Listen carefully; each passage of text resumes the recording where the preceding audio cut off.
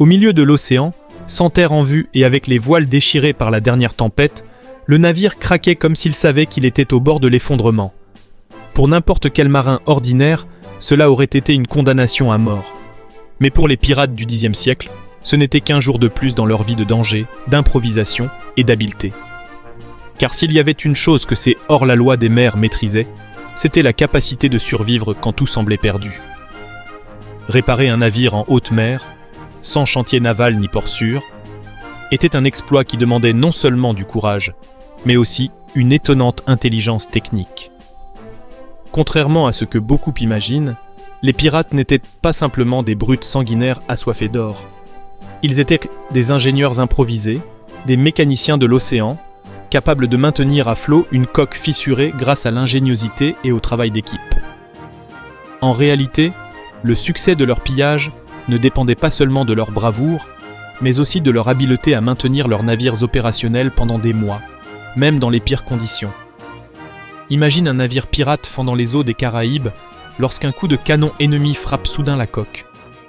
Le trou laisse entrer l'eau, et en quelques minutes, la cale commence à se remplir. Le capitaine ne crie pas, il ne panique pas. À la place, il donne un ordre ferme. Apportez la pièce et la poix. Commence alors l'une des manœuvres les plus critiques de la vie pirate, une réparation d'urgence en pleine mer. Les coques des navires étaient principalement faites de bois de chêne, un matériau résistant, mais pas invulnérable. Les planches pouvaient se briser sous l'impact, les tempêtes, ou simplement à cause du temps. Et pour maintenir cette structure étanche, les pirates utilisaient un système appelé le calfatage. Cette technique consistait à remplir les joints des planches avec de l'étoupe, une fibre végétale ou du chanvre, imbibée de pois ou de goudron chaud. On créait ainsi une barrière imperméable qui empêchait l'eau de pénétrer. Mais que faisait-il lorsque les dégâts étaient plus graves ? C'est là qu'intervenait un outil crucial, la pièce de fortune. Quand la coque était percée par un projectile ou qu'une fissure s'ouvrait sous la pression des vagues, les pirates improvisaient une sorte de planche renforcée, presque comme une prothèse pour leur navire, qu'ils clouaient ou attachaient avec des cordes et qu'ils scellaient avec de la poix pour arrêter l'entrée d'eau. Ce type d'intervention pouvait sauver la vie de tout l'équipage. Une situation encore plus critique survenait lorsque le gouvernail se brisait. Sans gouvernail, le navire devenait ingouvernable et en fabriquer un nouveau en haute mer était presque impossible. C'est pourquoi les pirates transportaient du bois de rechange, des outils de charpenterie et même des pièces préfabriquées qu'ils pouvaient adapter. Parfois, ils utilisèrent même de longs avirons, des cordes attachées à la poupe ou des voiles modifiées pour corriger la trajectoire, même de façon précaire. L'improvisation était constante. Les mâts aussi se brisaient, et c'était l'un des dégâts les plus graves. Quand le vent arrachait un mât d'un seul coup, l'équipage devait agir vite. Il coupait ce qui restait du mât cassé, le jetait à la mer pour éviter plus de dommages, et utilisait des mâts de rechange plus courts qu'il gardait sur le pont ou dans la cale. Ces mâts secondaires étaient installés provisoirement pour permettre au navire de continuer à naviguer, même à une vitesse réduite. De plus, les pirates transportaient toujours une trousse nautique de matériaux. Cordes supplémentaires, clous, bois, pois, toiles de voile, poulies et outils comme des scies, des marteaux et des couteaux recourbés. Sans ces réserves, un navire endommagé ne pouvait pas poursuivre sa route. L'une des méthodes les plus extrêmes et complexes qu'ils utilisèrent pour réparer la coque était ce qu'on appelait le carénage d'urgence. Cette pratique consistait à incliner le navire d'un côté en utilisant le poids de l'équipage ou des barils remplis d'eau afin d'exposer la partie endommagée de la coque au-dessus de la ligne de flottaison.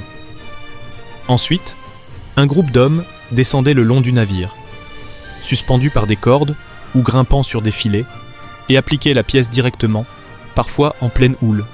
Ce processus pouvait durer des heures et nécessitait une coordination quasi chirurgicale. Mais il n'y avait pas que les réparations physiques. Il existait aussi des dommages invisibles qui demandaient de l'attention. Les voiles, par exemple, s'effilochaient avec le temps. Le soleil, le sel et le vent les épuisaient. C'est pourquoi elles étaient constamment rapiécées à la main par les marins les plus habiles avec une aiguille et du fil, utilisant des morceaux de toile qu'ils cousaient comme des draps d'hôpital. Il en allait de même pour les cordages. Si une corde importante se rompait, tout le système de voiles et de poulies pouvait être compromis. Dans ces cas-là, les cordes étaient retressées à la main avec des techniques transmises de génération en génération. Au milieu de tout ce travail, il ne faut pas oublier l'importance du travail collectif. Tandis que certains s'occupèrent du gouvernail, d'autres calfatèrent la coque et un troisième groupe rapiéçait les voiles ou ajustait les poulies. Il n'y avait pas de place pour l'ego dans ces tâches. Le navire était un seul corps, et chaque pirate un organe vital. Beaucoup de ces connaissances étaient acquises par nécessité. Il n'existait pas de manuel, et les pirates n'étudièrent pas dans des académies. Ils apprenaient en observant, en échouant et en survivant. Certains capitaines choisissaient même leur équipage non pas pour leur force, mais pour leurs compétences pratiques. Charpentiers, forgerons, tailleurs, voire guérisseurs. Chacun avait un rôle fondamental pour maintenir le navire et l'équipage en vie. Et n'oublions pas le plus important. Chaque minute passée à réparer était une minute de vulnérabilité.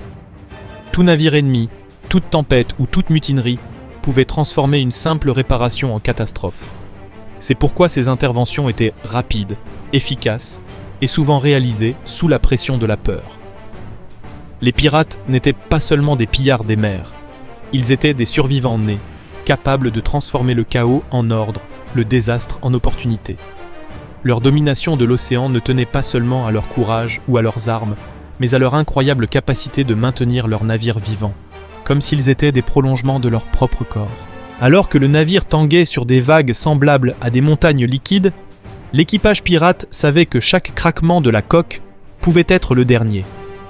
Mais ils ne se contentèrent pas d'affronter la nature. Ils luttaient aussi contre l'usure constante du navire, même en l'absence de combat ou de tempête. Car vivre en mer signifiait que tout, absolument tout, se détériorait avec le temps. Le sel rongeait le bois, le vent détruisait les cordages, et les rats mordaient dans les réserves de vivres et d'outils. L'entretien était un rituel quotidien de survie. L'un des défis les plus fréquents était celui des infiltrations petites mais persistantes. Ce n'étaient pas de grands trous visibles immédiatement, mais de petites fissures entre les planches qui laissèrent passer l'eau goutte à goutte, affaiblissant la coque et humidifiant la cale. Pour cela, les pirates utilisaient une méthode presque artisanale. Ils préparaient un mélange de suif animale, de poudre de charbon et de pois, une pâte épaisse qu'ils appliquaient à la main ou avec des lames sur les zones problématiques. Cette substance se durcissait au contact de l'air et formait une barrière temporaire très efficace. Un autre grand ennemi du navire était ce qu'on appelait le fouling ou encrassement de la coque.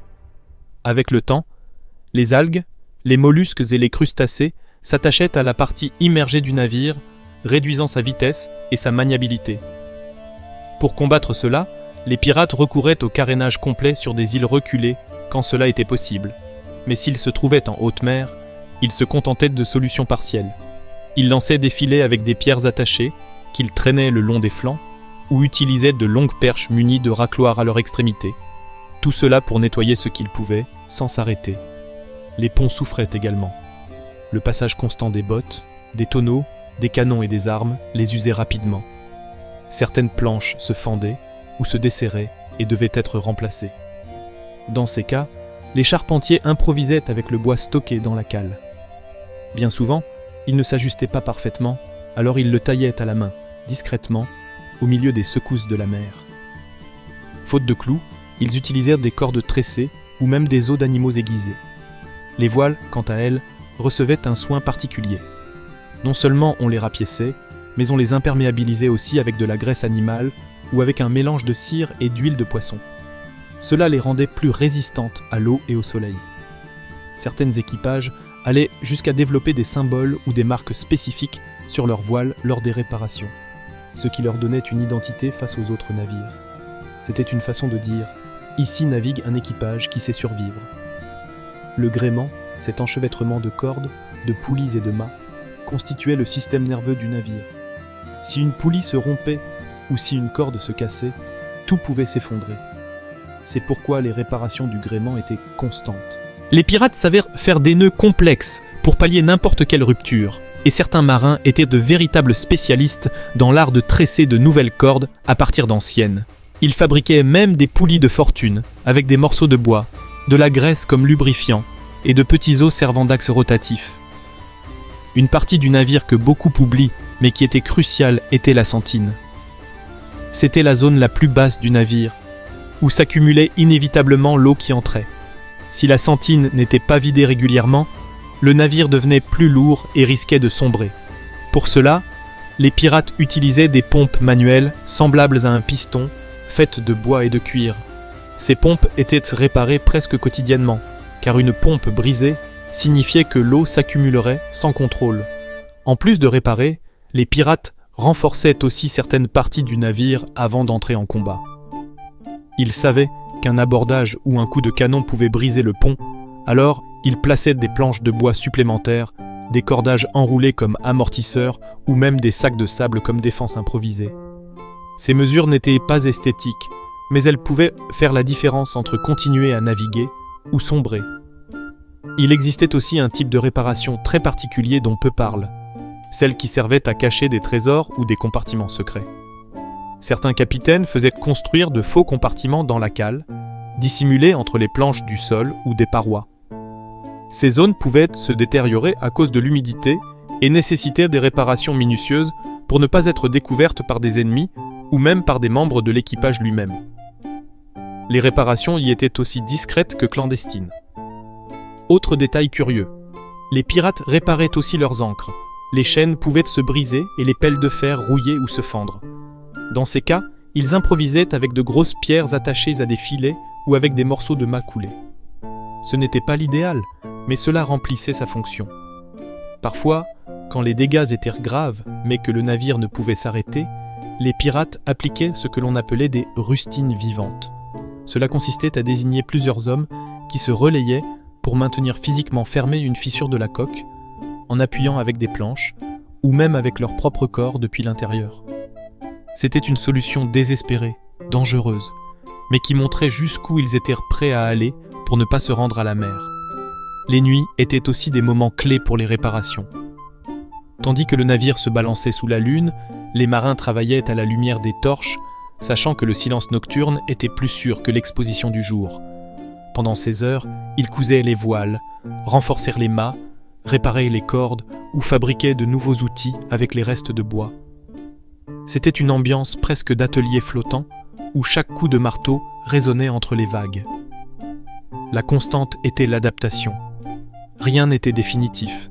Chaque navire était différent et chaque équipage avait ses astuces. Certains utilisaient des peaux d'animaux comme scellants. D'autres comptaient sur des restes d'épaves antérieures qu'ils transportaient comme pièces de rechange. L'important était d'être toujours prêt à l'imprévu, car au milieu de l'océan, il n'y avait ni mécanicien, ni chantier naval, ni aide. Il n'y avait que le navire, la mer et l'ingéniosité de ceux qui refusèrent de couler. Et les pirates, avec leur mélange de brutalité et d'intelligence, surent transformer l'improvisation en une forme d'art. Au fil des jours, la vie à bord n'était pas seulement une lutte constante contre les éléments, mais une bataille quotidienne contre la détérioration implacable de chaque centimètre du navire. Le bruit de la mer frappant le bois, le craquement de la coque, le sifflement du vent entre les voiles déchirées. Tout rappelait à l'équipage qu'il naviguait sur une structure vivante qui devait être soignée et restaurée comme un corps malade. Il y avait un dicton parmi les marins. Un navire qui ne se répare pas coule, et un pirate qui n'apprend pas meurt. Car au milieu de l'océan, il n'y avait pas d'excuse. Si le gouvernail grinçait, il le renforçait. Si la cale empestait l'humidité, il la vidait et l'aérait. Si les rats rongeaient les cordages, il les remplaçait avant qu'une voile ne se déchire. Les erreurs n'étaient pas pardonnées. Tout devait être résolu avant que la mer ne réclame sa dette. Les réparations n'étaient pas seulement une question technique, mais aussi émotionnelle. Dans de nombreux cas, les pirates développaient un lien presque spirituel avec leur navire. C'était leur maison, leur refuge, leur outil de vengeance et leur voie d'évasion. C'est pourquoi le réparer n'était pas simplement clouer des planches ou rapiécer des voiles. C'était un acte de respect, une cérémonie silencieuse qui unissait tout l'équipage. Lors des longues traversées en haute mer, quand il n'y avait pas de terre en vue pendant des semaines, les pirates profitaient des jours de calme pour inspecter chaque recoin du navire. Ils grimpaient au grand mât, suspendus avec des harnais improvisés, pour vérifier les cordages les plus hauts. Ils descendèrent dans la cale pour inspecter les poutres humides, qui pouvaient pourrir lentement. Ils se laissaient même glisser à l'extérieur de la coque, attachés avec des cordes depuis le beaupré, pour s'assurer qu'il n'y avait pas de nouvelles fissures sous la ligne de flottaison. L'un des travaux les plus compliqués et dangereux était le remplacement des pièces métalliques rouillées, comme les clous, les manilles ou les anneaux d'ancrage. Faute de forges à bord, de nombreux pirates voyageaient avec des outils pour travailler le métal à froid. Avec des marteaux, des pierres lisses et beaucoup de patience, ils parvenaient à façonner et ajuster des pièces temporaires jusqu'à atteindre un port ou trouver une baie sûre ou effectuer une réparation plus durable. Quand les dégâts étaient trop importants et qu'il n'y avait aucune possibilité de continuer, les pirates cherchaient refuge sur des îles inhabitées ou dans des criques cachées. Là, ils démontèrent des parties du navire et réalisaient une remise en état totale qui pouvait durer des jours, voire des semaines. À ces moments-là, le bateau était échoué sur le sable, incliné avec des cordes et des leviers, et se transformait en un atelier improvisé. C'était l'équivalent pirate d'une chirurgie majeure. On remplaçait des planches, on renouvelait des mâts, on renforçait des quilles, le tout sous la menace constante d'être découvert par des ennemis, des chasseurs de primes ou des flottes adverses. Mais même au milieu de ces situations extrêmes, l'ingéniosité ne s'arrêtait pas. S'il manquait du bois, ils démontaient des parties de l'intérieur du navire qui n'étaient pas vitales. S'il manquait des clous, ils utilisaient des os aiguisés ou des cordes enduites de goudron durci par le soleil. S'il n'y avait pas de goudron, ils faisaient bouillir de la graisse animale avec des cendres pour créer un mastic collant qui servait de substitut temporaire. La nécessité stimulait aussi la créativité. Certains équipages commencèrent à marquer leurs outils avec des symboles pour qu'ils ne se perdent pas et ne soient pas volés entre marins. D'autres inventèrent de nouvelles façons de fixer des pièces en utilisant des systèmes de poulies dallées croisées. Dans certains cas, ils faisaient même du troc avec d'autres navires ou des villages côtiers pour obtenir des matériaux de réparation, car ils savaient qu'une seule erreur pouvait leur coûter non seulement le butin, mais aussi la vie.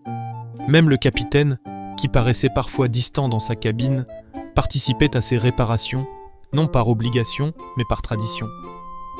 Sur les navires pirates, le respect se gagnait, il ne s'imposait pas. Et un capitaine qui maniait le marteau aux côtés de ses hommes inspirait davantage que celui qui se contentait de crier des ordres. Voir le chef de l'équipage réparer un mât ou recoudre une voile faisait la différence entre la mutinerie et la loyauté. Les pirates croyaient aussi qu'un navire réparé de leurs propres mains était plus fiable. Ils ne dépendaient ni des chantiers navals royaux, ni des ingénieurs coloniaux. Ils connaissaient chaque recoin du bâtiment, chaque rustine, chaque planche remplacée, chaque corde tressée de leurs propres doigts. Cette familiarité extrême leur donnait confiance pour s'aventurer dans des mers inconnues ou affronter des navires ennemis avec plus de sécurité. Enfin, on ne peut pas parler des réparations sans mentionner les superstitions. Beaucoup de marins croyaient que certains bois portaient malheur ou qu'un clou tordu pouvait maudire le voyage. C'est pourquoi, avant d'entamer des réparations importantes, certains capitaines accomplissaient de petits rituels. Ils laissaient une pièce sous le nouveau mât, brûlaient de l'encens volé dans un temple ou prononçaient de vieilles paroles qui, selon eux, apaisèrent les esprits de la mer. Car au final, pour les pirates, réparer leur navire n'était pas seulement éviter le naufrage, c'était garantir leur liberté, leur pouvoir et leur destin. Chaque vis ajustée, chaque rustine posée, chaque voile cousue était une promesse. Peu importe la fureur de l'océan, tant que le navire flotte et que l'équipage respire, l'aventure continue.